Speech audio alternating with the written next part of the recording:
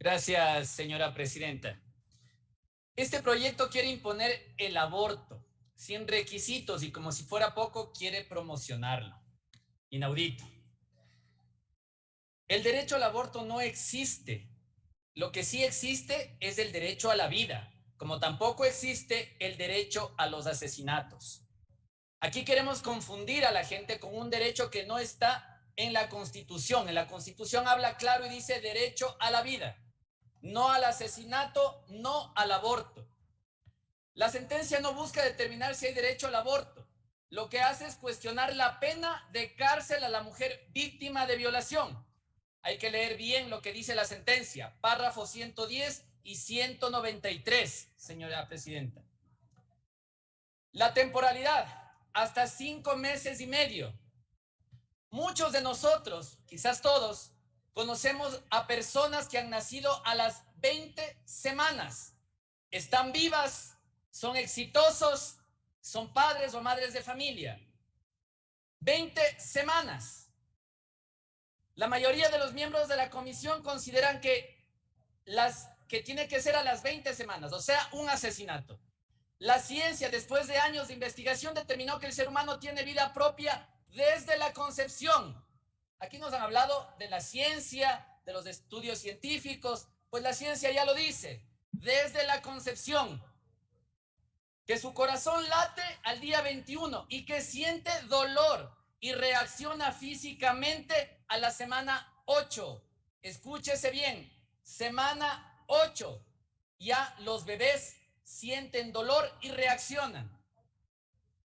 Hablan de salud, asambleístas, de salud, pero no consideran que la madre corre mayor riesgo cuando el aborto se practica desde el segundo trimestre. Eso les explicó a ustedes en la comisión el doctor Callum Miller de la Universidad de Oxford, en la Comisión de Justicia. Parece que han hecho caso omiso absolutamente todo lo que se les explicó o lo que les decían en la Comisión de Justicia.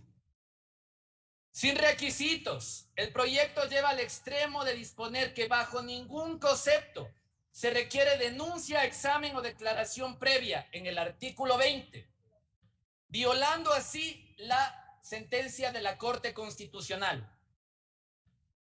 En el artículo 26 prohíbe que el médico verifique si hay inconsistencia entre la fecha alegada de violación y las semanas de gestación. Eso desacata abiertamente la sentencia que ordenó denuncia penal, examen médico o declaración jurada. Aquí no estamos debatiendo sobre el derecho al aborto. Aquí estamos debatiendo sobre lo que mandó la Corte Constitucional. No podemos desacatar lo que mandó la Corte Constitucional. Nos guste o no nos guste. Mismas que deberán ser apropiadamente reguladas por el legislador. No podemos salirnos de ese marco jurídico.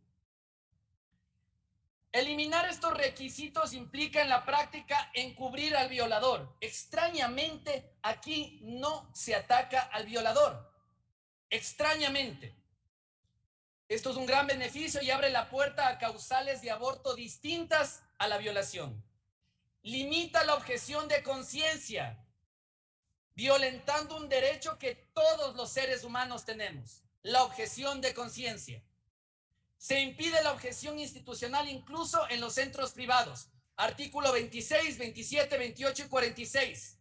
Se responsabiliza al objetor. Se asegura que se practique el aborto en el artículo 25, 46. Se prohíbe que un no objetor cambie de opinión. Si alguien se arrepiente, al final no puede hacerlo. Y este proyecto de ley se asegura con multas de hasta $8,500, casi $9,000, con 20 salarios básicos unificados. Es decir, se impone la práctica del aborto. Ya no es opcional. Se impone la práctica del aborto. No se toma en cuenta al núcleo familiar, padres, madres, ni para apoyo ni para investigación. Muchas veces los padres son los violadores y aquí no se toma en cuenta eso. Para niñas menores de 14 años ni siquiera se exige una solicitud verbal para proceder al aborto. Esto está en el artículo 20 y está bien especificado. Si no hay solicitud, ni aún verbal, me pregunto yo, compañeros legisladores, y pregúntense ustedes, ¿qué pasa si se actúa en contra de la voluntad de la menor? ¿Qué pasa si la menor no quiere abortar? ¿Ustedes se han preguntado qué pasa con aquellas niñas que no quieren abortar? Si prácticamente ustedes les están imponiendo que lo hagan.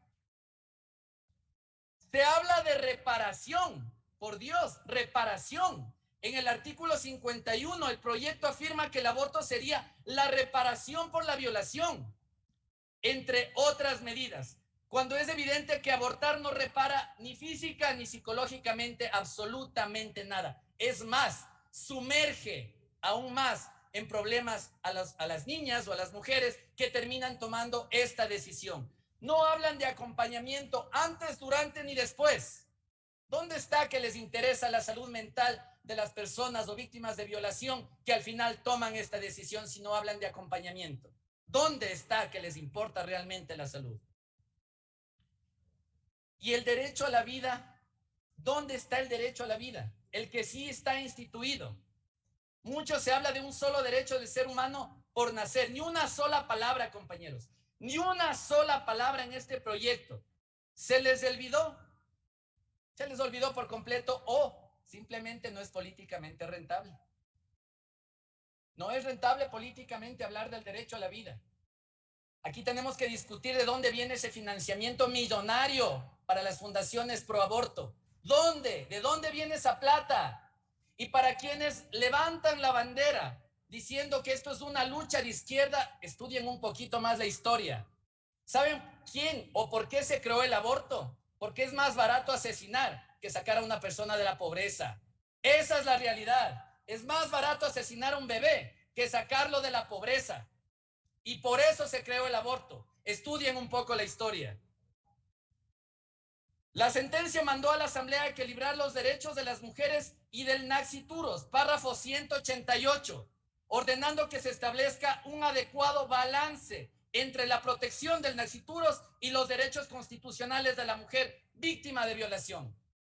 Aquí en ningún momento se topa el violador. Es más, se abre la puerta para que aquellas niñas violentadas puedan ser llevadas por el propio violador, a veces su abuelo, su propio padre, a veces algún vecino, algún familiar, a que aborte, obligándoles a abortar para seguirlas violando. Nunca topan al violador, porque si tanto les interesa a las víctimas de violación, ¿por qué no pusieron aquí la pena de muerte para el violador? Ese sí se merece la pena de muerte. Ese sí. No las víctimas de violación y no los bebés. Hoy nos toca respetar una sentencia de la Corte Constitucional. Pero esa sentencia dice claramente que no hay derecho al aborto. Despenaliza el aborto por caso de violación y se tiene que respetar que se haga el análisis respectivo para saber si es o no violación. Gracias, señora presidenta.